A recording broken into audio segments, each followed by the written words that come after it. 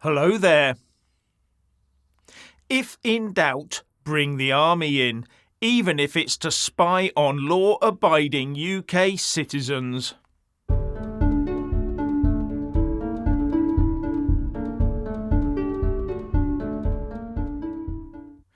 Well, the British Army has reportedly been used to spy on UK citizens who displayed any dissent over the government's stance on the pandemic. I wonder what else they've been spying on us about. If they've already done this, then can we assume that they are also compiling dossiers on everyone who opposes the eco-loons? And after watching the police treat those loony protesters with kid gloves, then I think you'll probably have your answer. And more worryingly, there appears to be a creeping trend from government claims that they're just countering disinformation towards true suppression of dissent. With Big Brother Watch saying in its latest report, secretive Whitehall units have been monitoring government critics' speech online, including MPs, academics, journalists, human rights campaigners and the public, under the guise of combating misinformation. And it goes on to add, we also expose the government's use of the British Army to scan their own citizens' speech online, with exclusive testimony from a whistleblower who worked in the secretive information warfare machine, the 77th Brigade. Now, the last bit about the use of this army unit is very controversial, as the activities of this unit should be directed at enemies foreign, not dissent domestic. I wonder who signed any of that off. Anyway, to be blunt, looking at social media might not be spying, but using government and army resources to then compile reports and subsequent actions based on all that traffic that can then be used to target and shut down legal debate and dissent would probably be unlawful, or at least it should be. Now, the 77th Brigade uses non-lethal engagement and legitimate non-military levers as a means to adapt behaviours of adversaries. So, anyone who questions the government can be seen as an adversary and so have their social media accounts surveilled at taxpayers' expense, can they?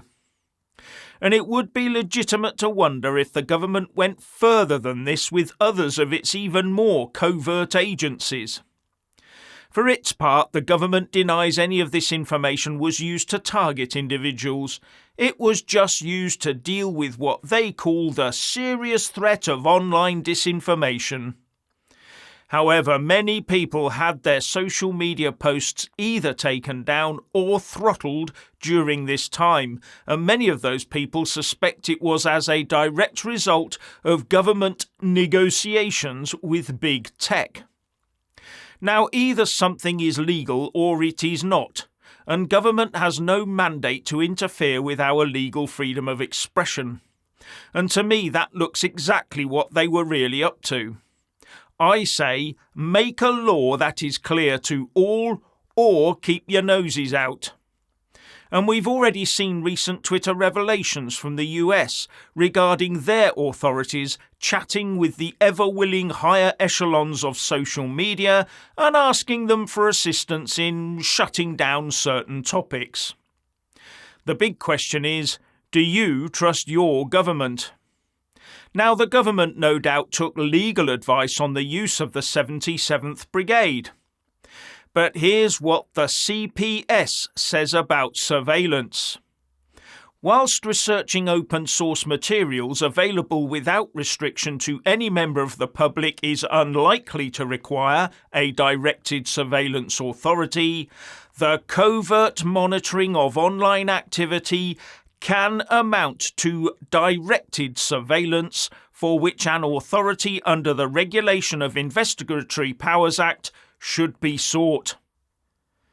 I wonder if the 77th Brigade got a DSA for the huge scale of the directed operation they undertook.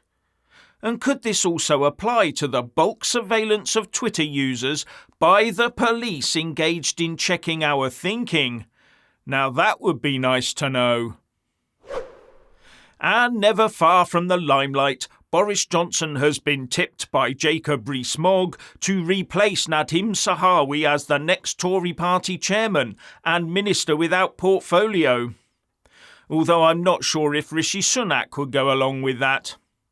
And according to reports, 3 cabinet ministers appeared to be laying out their suitability for the post and auditioning for the job at last week's Chequers Away Day. And those 3 were Grant Shapps, Penny Mordaunt and Andrew Mitchell. Sunak would be better off going for someone new to break the mould. But it'll be interesting to see who he opts for, and maybe he'll take a little more care this time. What's this? An independent inquiry finds that BBC journos lack an understanding of basic economics to such a degree that it puts impartiality at risk. Impartiality.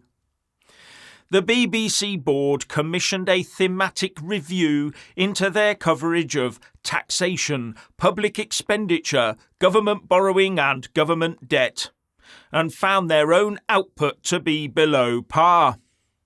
I wonder what a thematic review into their coverage of, say, Brexit and the pandemic would bring to light. So the engine room economy of the European Union, Germany, has taken a hit at the end of the year and looks like it's going into a recession. And Chancellor Scholz told us that wouldn't happen. Yet according to official stats, the German economy shrank by 0.2% in the final quarter of 2022, after it saw 0.5% growth in quarter 3. And the predictions were that it would remain stagnant at 0 growth up until the end of the year.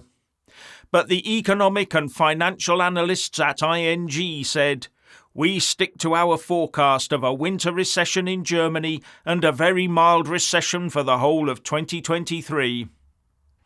And that's just a gentle reminder that it's not just the UK having economic difficulties right now, despite whatever the Ramonas try to tell us. And now over to Richard. So everyone is crying out for a new, unwoke, non-left-wing political party to represent the people, and not some liberal left-wing ideology, the World Economic Forum, or big money. But there are so many of these new political parties to choose from. You have Reform, which is the biggest of the emerging political parties, alongside Reclaim, the Heritage Party, the new SDP, just to name but a few, and please forgive me if I have left out your own personal favourite. But which one tickles your fancy? And which one would you not vote for in a month of Sundays? All these new political parties have their plus points, but they also all have their downsides as well. So I ask you, who would you vote for? And how could your chosen political party be improved? So I'll start the conversation. Go on. So, if pushed for a decision, I would say Reform because they are the most serious contenders, with some great ideas, but with Andrew Bridgen as leader, which after recent events is never going to happen. But that's like my sort of fantasy football of political parties right now.